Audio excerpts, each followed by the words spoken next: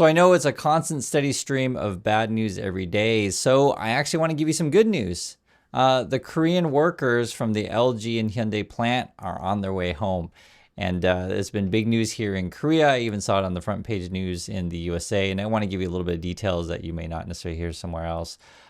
First, they were supposed to go yesterday. And the Koreans chartered a jet. Korean Air flew it out there, got to Atlanta, had the buses ready to go, the bags were packed, and then there was like this weird delay, and there wasn't a lot of details. I think the official answer was like, there's delayed because of U.S. circumstances, like whatever that means. Today we actually got the details of what the said circumstances are, and it's pretty insane. I'll tell you the first one. So one was the USA wanted to handcuff the workers while they're on the bus going to the airport, I guess, which didn't really make a lot of sense because, like, where are they going to go? They're on their way home. Why do you want to handcuff them on the bus? Like, what do you think they're going to, like, try to escape from the bus and run back to America? Do you think that's the plan? No. Everyone's like, no, I want to go home, right? So there was that. And then there was another thing that was really wild. Evidently, after ICE does the raid, detains all these people, puts them in a horrible, ICE detention center, which is basically like a prison.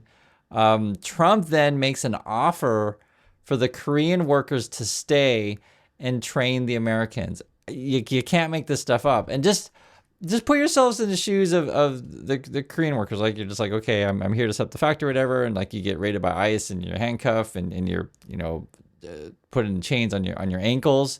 And you're thrown in a prison. It's cold, and even some people were saying, like, because everyone has a different situation, like medical condition. I need my certain medications every day. These kind of things, or can I talk to my family, my lawyer? Just all sorts of problems. And then you're told you're going to go home a certain day, right? Because your government is working on your behalf, and then that gets delayed. I mean, how do you think you feel about this whole situation, right? This whole thing. How do you think you feel? And then Trump's like, hey, would you like to stay? And like to stay and train our workers? Like, I'll just say this. Pretty much everyone's going home except for one person.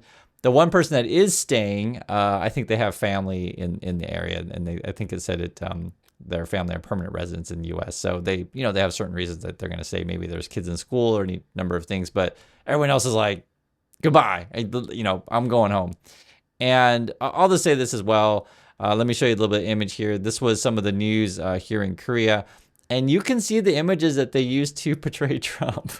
That's our news. So let's just say it is not too kind or flattering, which, the news can't just outright say, Trump's a jerk or stuff like that. That's just not, it's the style here. But they will show it in other ways.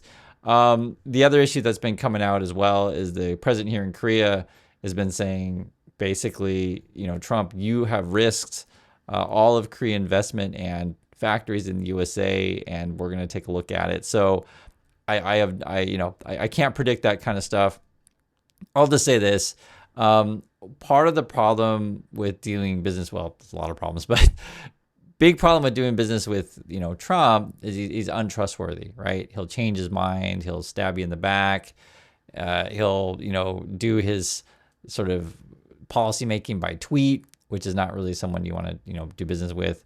It's like you'll be in the middle of negotiation on something, and he'll just tweet out something and act like it's real, and then you're just like, what do we do? Like, do we want to call the president a liar? Do we not want to call him a liar? Like, you want to maintain good relations, and it's hard to have good relations with, basically how you want to call it, a baby, we'll call him. And you have to also understand this as well, that countries, they're not stupid. They know that Trump's on his way out. He'll be gone in 3 years. So it's not like you want to necessarily pull all your people out and cut all relations, completely, because, in 3 years, new administration comes in and everything will be smoothed over, and let's just hope we can forget about all the stuff that Trump did. But there is a real concern that Trump could put some serious damage on relations around the world. Just to say, for example, that, Trump put in some new policy that just makes work impossible for any foreign company to be in the USA. I mean, the damage could be real. And this is actually something I was talking to my wife. If you don't know, my wife is Korean. I'm American. And my wife has been, talking with me about this nonstop. It's been all over our news as well. But, it's not only do the Koreans who are in detention by the ICE people want to just go home. People who are in USA right now who are Korean, working at Korean companies, are just thinking like, okay, so when can I leave? I guess these days no one in Korea wants to go to USA, so you're halting all production here. And there's also, I'll say rumor, because this kind of stuff is more speculation, so I always make it clear, like, what has been reported, what is factual, what is rumor. But there's all kinds of rumors going on of like, is Trump going to try to pull some crap to where you're going to try to steal Korean tech? You never know with Trump. He's completely untrustworthy. You never know. And you could see that kind of scenario to where, you sick your ICE people and remove everyone from whatever facility, and then try to send in, whatever people that Trump's got, and try to take everything himself. You just don't know. So that is a real fear here in Korea, and I'm sure you guys can understand this. And then the other thing too that is going on is just like, what's going to happen going forward with, say, the shipbuilding thing. That was something that was part of the negotiations, to where Korea, it's actually Korea, Japan, and China are the three countries that do shipbuilding. China does actually the bulk of it in the world, but Korea does do shipbuilding. I'm saying that China does quite a bit, and there was a lot of negotiations for that. I think Koreans have a major investment in Philadelphia at the shipyards there. That is still under question as of now. So, I mean, it boils down to, can you trust sending your workers, sending your investments into the USA when, Trump's policy is completely unstable?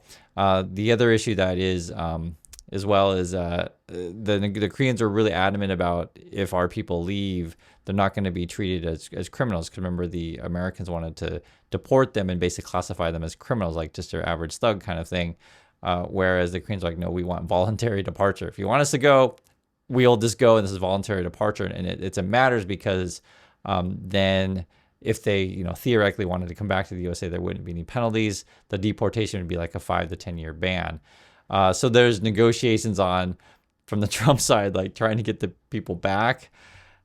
I did, right now, if you ask anyone, they're like, I'm not going back, right? And so how is the Trumpers, how are they going to convince Koreans to come back and finish the factory? I mean, it's funny and sad at the same time. I just want you to just put yourselves in the shoes of, you just got detained, and like, do you want to come back? Probably not. But that's, from the Trump point of view, they're just like, hey, you're going to come back and finish this factory because we need these batteries and all sorts of cars in USA, etc. So there's, real economic concerns on both sides. And then you had another issue to where Rubio, he was probably tied up with the Israel stuff that was reported also, because as you guys know, Israel hit Qatar recently. They were going after Hamas target, and that's created a whole problem there, of course, because you're, attacking another country, even though your target isn't necessarily a specific country, but the collateral damage is you're literally attacking another country. So I guess there's been lots of angry phone calls, etc. So Rubio's got to deal with that. You got to deal with the Korean situation, any number of situations that there's even just something I literally just saw in the news, to where like there's a UK ambassador that has Epstein ties, and there's a whole fiasco with that. But this is what you get when you're the USA, and one, you bite off more than you can chew, and two, the people on your team are wildly incompetent, and you have them serving at multiple roles because you don't have enough people to fill the spots. And even if you do have people to fill the spots in the Trump administration, they're all, again, wildly incompetent, greedy individuals, etc., and completely untrustworthy. And it's like across the board, because any decent person does not want their name associated with Trump. And so this is as I told you, from the Korean perspective, and any country's perspective out there right now, is this is the decisions that they're weighing, is like how much we can endure while Trump's in office. My personal opinion is I think multiple countries and companies out there are probably going to slow walk it the next 3 years, just nod their head and say whatever Trump wants to hear, because that's essentially how this game is played. You just flatter the guy and tell him how awesome his hair is and that you love his gold palace or whatever stupid thing he's doing, and then just slow walk everything, right? And then when someone else comes in, then you'll start doing real business. So that's what I think is going to happen. So that's what's going on. If you guys have any thoughts, please let me know, and I'll catch you all in the next video.